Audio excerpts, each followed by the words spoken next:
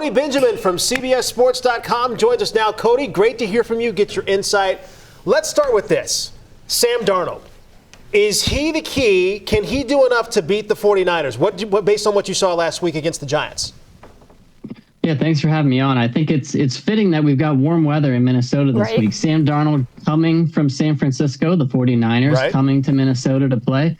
This is going to be a real litmus test. I mean, Sam Darnold, he controlled the ball well against the Giants. Now I think you're going to walk into some murkier waters, and it's going to be a delicate balance for him of trying to control the ball and push the ball. I think if you want to beat the 49ers, you're going to need another splash play or three than you had against the Giants. Yeah. That's easier said than done against San Francisco. This is a defense that, I wouldn't say they react. I would say they act. They swarm around the ball.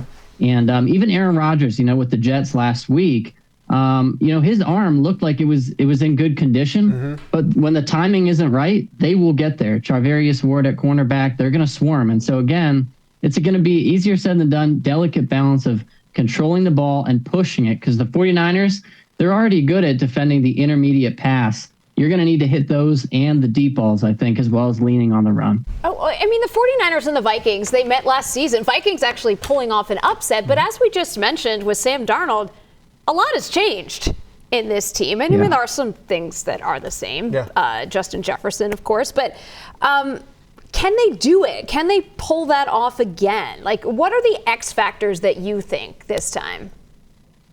Yeah, I think when you look back at last year, that was probably one of the best performances that Kirk Cousins ever had as a member of the Vikings against the 49ers. But you have to remember, there was no Justin Jefferson in that game, actually. Yeah. He was hurt, and so Jordan Addison stepped up, and he was the number one receiver. Now he's hurt. And so I think an X factor could be Jalen Naylor, who has kind of emerged a little bit as a downfield threat for them. I think this is, again, going to be a heavy game script centered around Aaron Jones, as it should be. Kevin O'Connell needs to find a way to get his new running back in space, as he did against the Giants. The legs are still there. The explosiveness is still there, and it takes a burden off of Sam Darnold.